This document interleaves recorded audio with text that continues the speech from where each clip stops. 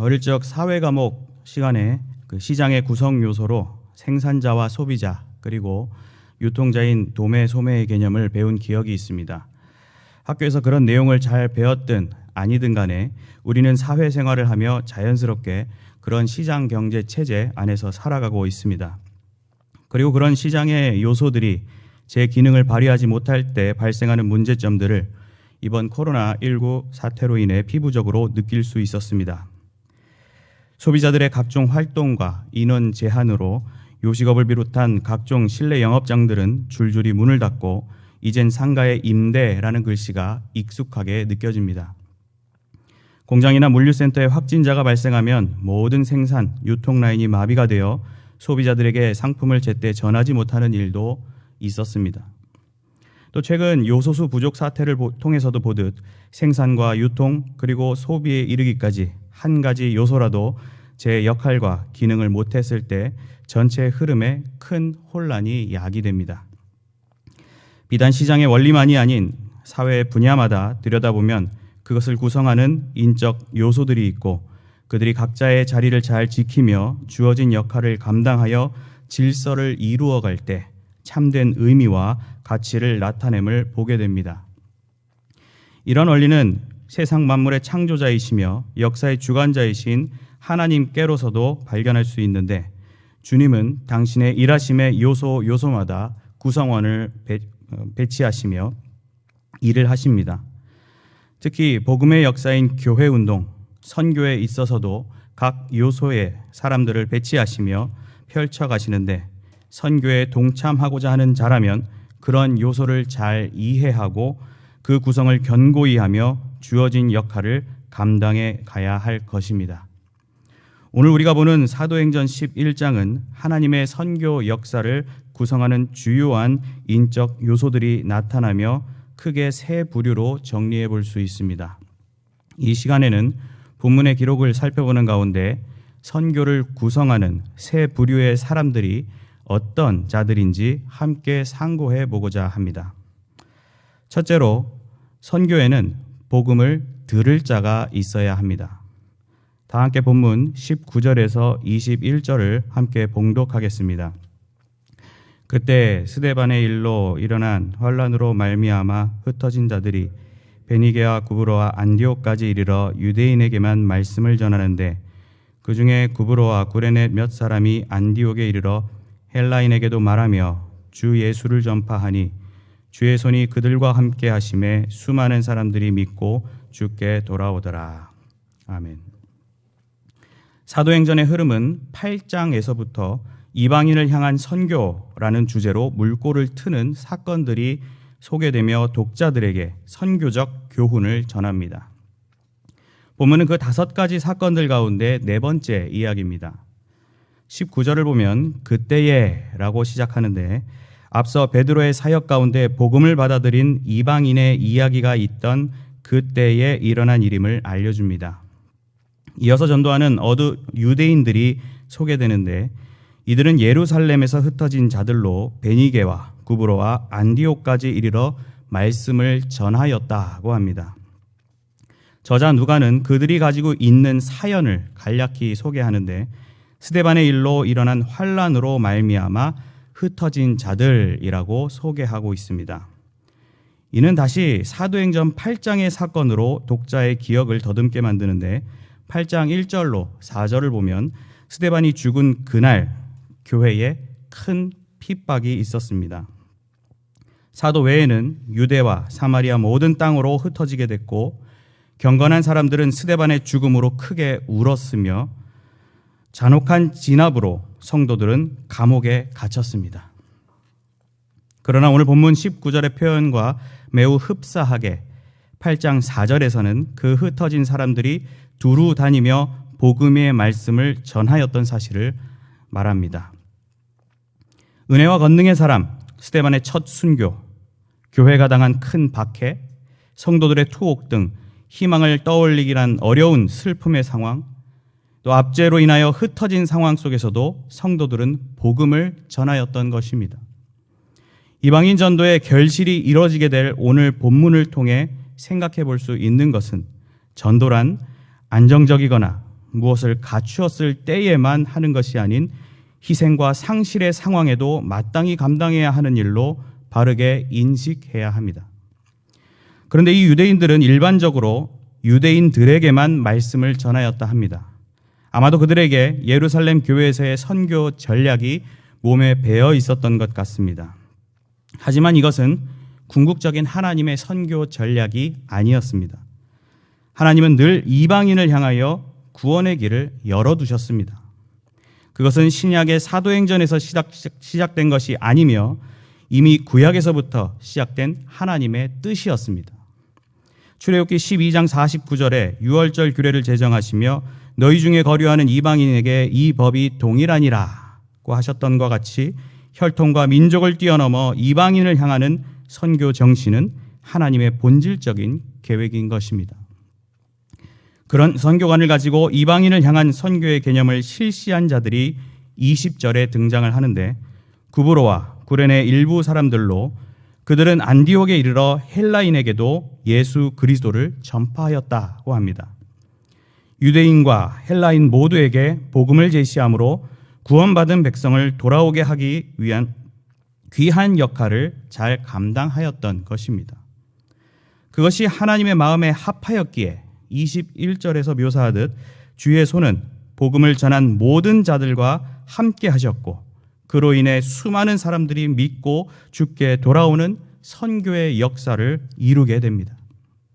본문에 앞선 사건들에서 몇몇 이방인의 회심 사건들로 조금씩 스파크를 내더니 결국 수많은 사람들이란 표현에서도 느껴지듯 전도의 폭발이 일어나게 된 것입니다. 우리는 선교를 생각할 때 먼저 복음을 받을 자들에 관하여 바른 인식을 가지고 있는지 생각해 볼 필요가 있습니다. 전도의 대상을 나만의 잣대와 느낌으로 판단하여 마치 구원의 여부를 결정하듯 필터링해서는 안 됩니다. 조금 전 부른 찬송 가사대로 흑암에 사는 백성들을 향하여 우리의 시선을 두고 수많은 심령이 멸망하기에 사명의 열망을 쏟아부어야 합니다. 심령들의 절망적 영적 상태와 복음의 시급성을 인지하지 못한 채 대상자의 여부를 스스로 구분하는 데 시간을 허비하고 제 맘대로 제한해버리는 모습은 하나님의 선교 방식 또는 그 구성과 매우 위배되는 행태임을 기억하시기 바랍니다. 우리 경양선교회는 그런 선교의 역사의 전철을 밟지 않았습니다. 대상 국가의 경제 수준이 어떤지, 국교가 무엇인지, 한국과의 관계가 어떠한지 등이 선교지를 결정짓는 기준에 영향을 미치지 않았습니다. 단지 복음을 받지 못하여 필요한 곳이라면 여건이 허락되는 대로 복음을 들고 생명을 구원하는 그곳으로 달려갔습니다. 세리, 여인, 아이, 죄인, 병자 등을 향해 예수님께서 보여주신 사랑의 본을 쫓아 주어진 영혼을 진심 어린 사랑으로 대하며 교회의 지체요 형제 자매로 삼았습니다. 그런 선교 정신 위에 희생과 사명으로 비롯된 담대함은 결국 주의 손, 곧 주의 크신 능력이 함께 해주셨고 수많은 영혼들이 죄악의 죄사슬을 끊고 주님께로 돌아오는 놀라운 족적을 남겼습니다. 참으로 하나님이 기뻐하실 일이고 우리로서는 감사할 수밖에 없는 일인 것입니다. 이러한 마음가짐이 우리의 전도 생활에도 고스란히 자리 잡고 있는지 돌아볼 필요가 있습니다. 혹 지난 태신자 작정 때에 전도 활동도 아니고 단순히 기록하는 것임에도 마음을 열지 못한 채 전도할 수 있는 자를 외면하며 제외한 일이 있지는 않으십니까? 복음을 말할 수 있는 기회의 시간이 주어졌음에도 그 사람을 향한 안타까운 마음이 뜨겁지 않아 전도의 입을 다물고 있지는 않으셨습니까? 주의 명령을 피하던 요나와 같이 대상자를 향한 개인적 장벽을 거두지 못한 채 사명을 왜곡하는 일이 없도록 전도 대상자를 찾기 위한 눈을 크게 뜨고 그들을 향한 마음의 시선을 활짝 여시기 바랍니다. 그리하면 큰 권세와 능력의 근원이신 하나님의 손길 아래 풍성한 결실의 행복을 맛보고 말 것입니다. 선교의 배경 요소인 전도의 대상자들을 향한 비장하고도 넓은 마음으로 복음의 역사에 동참하시는 성도님들이 되시길 바랍니다. 둘째로 선교에는 복음을 전할 자가 있어야 합니다. 다 함께 본문 22절에서 26절을 함께 봉독하겠습니다. 예루살렘 교회가 이 사람들의 소문을 듣고 바나바를 안디옥까지 보내니 그가 이르러 하나님의 은혜를 보고 기뻐하여 모든 사람에게 굳건한 마음으로 주와 함께 머물러 있으라 권하니 바나바는 착한 사람이요 성령과 믿음이 충만한 사람이라. 이에 큰 무리가 주께 더하여지더라. 바나바가 사울을 찾으러 다소에 가서 만나매 안디옥에 데리고 가서 둘이 교회에 1년간 모여 있어 큰 무리를 가르쳤고 제자들이 안디옥에서 비로소 그리스도인이라 일컬음을 받게 되었더라. 아멘. 전도 대상의 범위가 이방인에게로 확장됐고 또 폭발적인 전도가 이루어졌다는 낯설고도 놀라운 소식을 예루살렘 교회는 접하게 됩니다. 아마도 사도들은 이러한 양상을 접하며 모종의 복음적 책임감을 느꼈던 것으로 보입니다. 우리는 이 부분에서 표현되는 동사들을 중심으로 선교의 중요한 흐름들을 포착해 볼 수 있습니다. 먼저 보내다와 이르다입니다. 22절의 교회는 상황을 파악하고 바르게 대처하기 위해 구브로 출신의 유대인이며 위로의 아들이란 의미를 지닌 일꾼 바나바를 세워 안디옥으로 파송합니다. 그리고 23절에 그가 이르렀다고 표현합니다. 즉 선교는 우선적으로 복음 전할 사람을 정하여 보내고 선교지에 이르러서야 본격적인 작용이 되는 것입니다. 특히 사람을 파송할 때에는 그냥 아무나 떠밀어서 하는 것이 아니라 24절의 설명과 같이 착한 사람, 또 성령과 믿음이 충만한 사람을 세워 보내야 합니다. 그런 영육의 성품을 지닌 전도자를 세웠을 때 24절에 이어지는 이에 큰 무리가 주께 더하여지더라는 표현처럼 선교에 큰 결실을 맺게 됩니다. 즉 전도자를 양성하고 검증하며 세우는 일이 얼마나 중대한 일인지 우리에게 일깨워 줍니다. 다음으로 생각할 동사는 보다입니다. 바나바는 안디옥에 이르러 하나님의 은혜를 보았다고 했습니다. 여기서 하나님의 은혜는 복음을 접한 유대인과 헬라인들이 예수님을 믿게 되는 회심 사건을 가리킵니다. 안디옥에 이르러 여독을 푸는 시간이나 정착을 위한 준비의 과정도 있었겠지만 그의 가장 우선되고 주된 업무는 선교지의 상황을 파악하는 것이었습니다. 전도자는 현지의 분위기와 상황을 잘 이해하고 적절하고 효과적으로 복음을 전하기 위한 철저한 분석과 지혜로운 계획을 수립해야 합니다. 다음으로는 기뻐하다입니다. 하나님의 은혜를 목도한 바나바는 그에 따른 감정적인 반응이 드러났습니다. 본문에서 그가 목도한 이방인들의 회심 사건이 하나님의 뜻이요 행하신 일로 여겼고 진심으로 기뻐하였음을 볼 수 있습니다. 전도자는 몸만 선교지에 갔다고 또 눈으로 상황을 파악했다고 해서 선교를 감당했다 여길 것이 아니라 마음으로 선교지의 상황을 접하며 희로애락의 솔직한 감정으로 상황을 대하는 진심의 전도자가 되어야 합니다. 다음은 권하다입니다. 선교지를 향한 사랑 속 진심 어린 마음은 이제 가장 중요한 과업으로 착수해야만 하는데 바로 복음을 권하는 것입니다.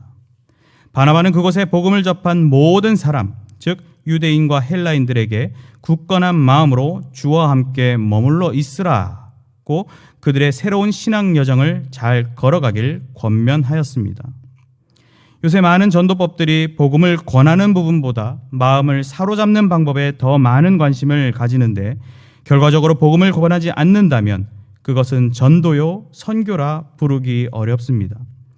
따라서 전도자는 복음을 권하겠다는 제1의 목적을 품고 자신의 사명을 감당해야만 합니다.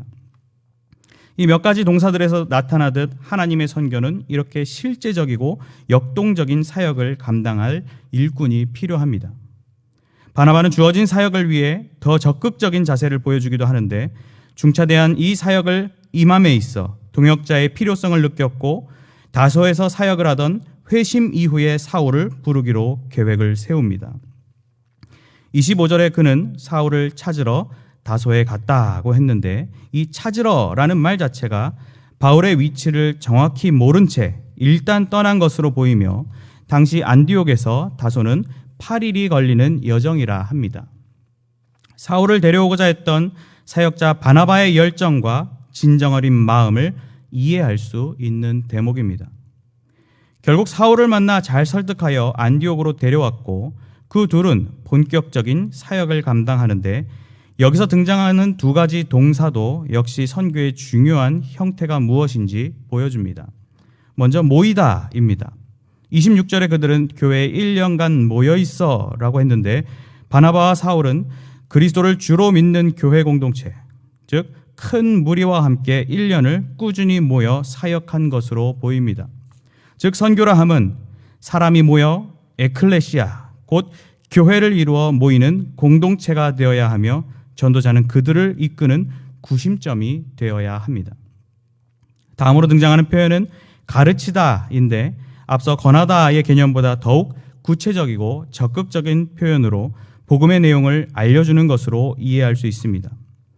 여기서 가르침의 대상인 큰 무리는 믿지 않는 자들을 포함한 대중적 모임으로 학자들은 주석합니다. 이는 곧 교회를 거점으로 계속된 전도 활동을 펼쳐나가는 전도자의 일관된 사명의식을 보여줍니다. 이러한 전도자들의 활동은 결국 제자들이 안디옥에서 비로소 그리스도인이라 일컬음을 받게 되는 결과를 얻었습니다.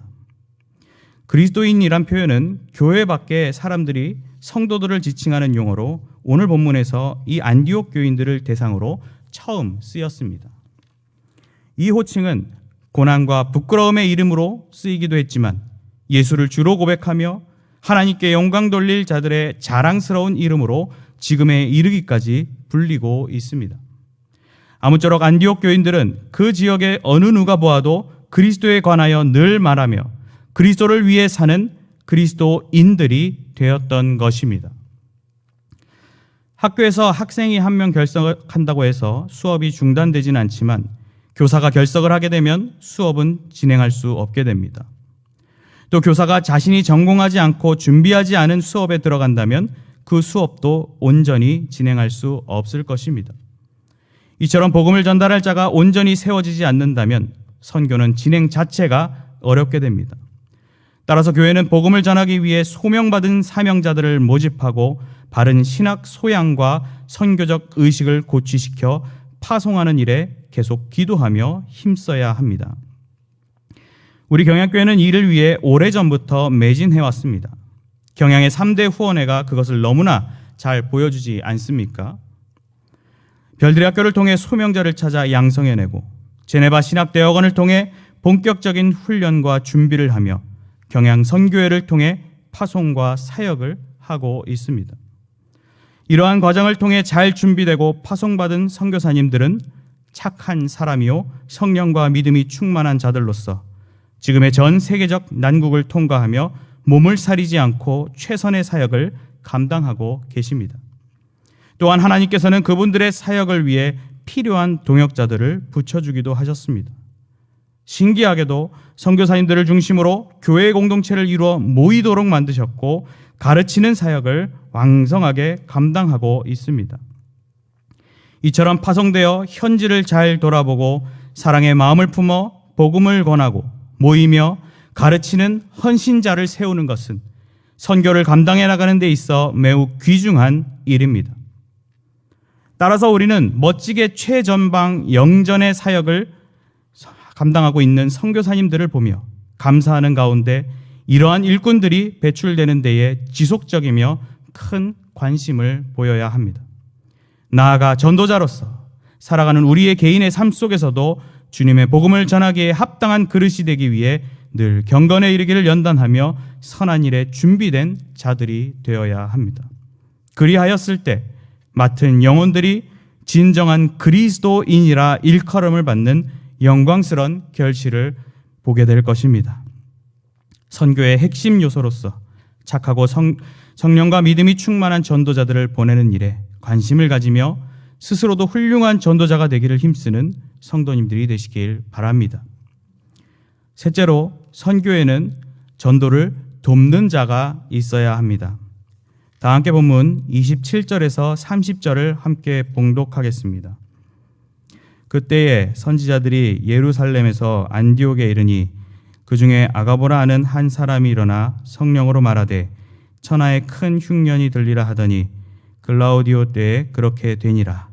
제자들이 각각 그 힘대로 유대에 사는 형제들에게 부조를 보내기로 작정하고 이를 실행하여 바나바와 사울의 손으로 장로들에게 보내니라. 아멘. 안디옥에서 복음의 역사가 일어난 그 시기에 선지자들이 예루살렘에서 안디옥으로 이르렀다고 합니다. 바울의 서신에서도 종종 나타나듯 당시에는 예언의 은사를 받아 사역하는 선지자들이 있었는데 그 중에 아가보라 하는 사람이 등장합니다. 이 사람이 일어났다고 하였는데 적극적인 성격의 사람이었음을 엿볼 수 있는 표현입니다. 이 아가보는 성령의 영감 아래 천하에 큰 흉년이 들리라는 선포를 합니다. 저자 누가는 글라우디오 때 그렇게 되니라고 부연 설명을 달아놓았는데 당시 아가보가 안디옥을 방문한 뒤 약 1년 후인 주후 45년에서 47년에 이집트, 수리아, 유대, 그리스에 심각한 식량 위기가 있었다고 합니다. 이러한 일을 접한 제자들, 곧 안디옥의 성도들은 각각 그 힘대로 유대에 사는 형제들에게 부조, 곧 구제 연보를 보내기로 작정합니다. 각각 그 힘대로라 함은 우리가 헌금액을 직접 정하듯 당시에도 자신의 소유 중 얼마를 연보할 것인지 자유롭게 결정하였음을 보여줍니다. 물론 중요한 것은 자유로운 동시에 힘대로 참여했다는 사실입니다. 우리의 헌금 의식이 자유만을 선호하는 것은 아닌지, 정령 힘대로 참여하고 있는 것인지 돌아볼 필요가 있습니다. 유대에 사는 형제들이란 표현은 하나님의 자녀로서 쓸 수 있는 마땅한 표현이지만 동시에 사울을 비롯해 안디옥 교회를 세웠던 성도들이 유대인 출신이었던 점에서 더욱 각별하게 느껴집니다. 마지막 30절 기록대로 제자들은 작정한 계획을 실행하여 바나바와 사울의 손으로 장로들에게 보내게 됩니다. 이를 수령한 예루살렘의 장로들은 지혜롭게 구제금을 분배하여 회중들에게 나누었을 것입니다. 전도와 구제를 위해 마음을 쓰며 물질적인 후원을 하는 것은 이 사도 시대에도 이미 운영되던 아름다운 전통이라 할 수 있습니다.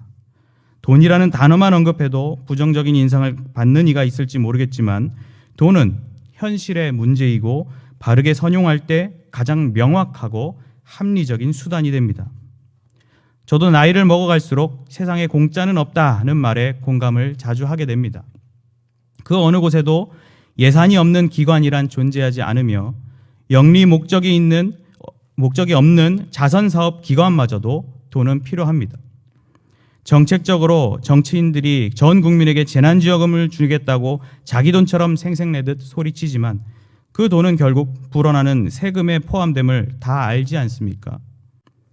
선교는 다른 염려 없이 담대히 복음을 들고 나가는 것이 가장 기본적이고 당연한 자세이지만 세상 속에서 진행되는 것이기에 그 과정에는 반드시 비용이 필요합니다. 조금 다르게 생각하면 선교를 후원하는 든든한 손길이 있을 때 전도자는 더욱 집중하여 사역에 매진할 수 있습니다. 경양선교회를 중심으로 우리 경양 공동체가 걸어온 길이 그러했습니다. 경제공황이나 팬데믹 등 시대적 위기 속에서도 끊임없이 매월 후원을 감당하였고 그로 인해 선교는 계속 이어져 왔습니다. 큰 어려움에 처한 선교지가 있을 때면 특별 헌금을 마련해서라도 물질적 구제를 아끼지 아니하였습니다. 성도들은 후원의 일원으로서 내 일처럼 관심을 갖고 기도하며 각각 힘 닿는 최선의 것으로 사랑의 연보를 제공하였습니다. 우리가 선교 역사의 물줄기를 더 넓게 본다면 우리나라도 외국의 선교사들을 통해 복음을 받은 나라로서 복음의 빚을 지고 있었습니다. 하지만 이제 안디옥 교회와 같이 건실한 복음의 일꾼이 되어 많은 선교사들을 보내며 받은 사랑을 전수하는 교회가 국가가 되었습니다. 이 일이 아름답게 여겨지신다면 앞으로도 선교회를 통하여 들려오는 선교지 소식을 접할 때마다 기도해 주시고 안디옥 성도들과 같이 작정하고 실행하여 보내는 일에 마음을 모아주시기 바랍니다. 그리하였을 때 우리의 사랑을 전달받은 자들이 또 사랑의 빚을 갚기 위한 사랑의 역사에 동참하며 선교의 물줄기를 힘차게 이어가고 하나님의 이름은 영광스럽게 빛날 것입니다. 선교의 조력 요소로서 각각 그 힘대로 돕기로 최선을 다하여 자신에게 흘러온 선교의 물줄기를 계속 흘려보내시는 성도님들이 되시길 바랍니다. 사랑하는 성도 여러분, 오늘 도입부에서 선교를 구성하는 세 부류의 사람들이 누구인지 알아보자고 말씀드렸습니다. 그렇다고 해서 우리는 선교를 사람의 일로 오해하여 하나님을 외면하는 과오를 범해서는 안 됩니다. 오늘 본문을 보면 볼수록 선교는 하나님께서 행하시는 일임을 확신할 수 있습니다. 선교에는 복음을 들을 자가 있어야 한다고 했는데 그들이 받을 복음의 주제는 20절에 나오는 대로 주 예수님이었습니다. 그리고 그들에게 주의 손이 임하시어 능력 안에 그들은 주께로 돌아왔습니다. 또 선교에는 복음을 전할 자가 있어야 한다고 했는데 바나바가 선교지에 이르러 본 것은 23절 표현대로 하나님의 은혜였습니다. 그는 성도들을 향하여 주와 함께 머물러 있으라 하였고 큰 무리가 주께 더하여졌습니다. 그리고 그리스도인이라 일컬음을 받기까지 하였습니다. 그리고 선교는 전도를 돕는 자가 있어야 한다고 했는데 성령의 일하심 안에서 일어난 큰 재난에 안디옥 성도들은 유대 성도들을 한 하나님의 자녀된 형제로 여기는 영적 가족 의식을 보여주었습니다. 결국 본문을 통해 살펴본 사람들은 선교의 인적 요소들이며 그 모든 사람들을 구성하여 친히 선교를 이뤄가시는 분은 바로 삼위 하나님이신 것입니다. 하나님이야말로 선교의 주인이시고 주제이시며 일꾼이십니다. 그리고 그것을 통해 주의 나라를 이루며 영광 받으실 유일한 분이십니다. 위대한 하나님의 선교 역사에 선한 도구로 쓰임받음에 감사하시면서 편견을 내려놓고 복음을 들을 자들에게 주 예수를 전하며 적극적 자세로 복음을 전할 자의 파송에 동참하며 사랑의 손길로 전도를 돕는 자로서의 기쁨을 영위하는 보내는 선교사 성도님들이 되시길 주님의 이름으로 간절히 축원합니다.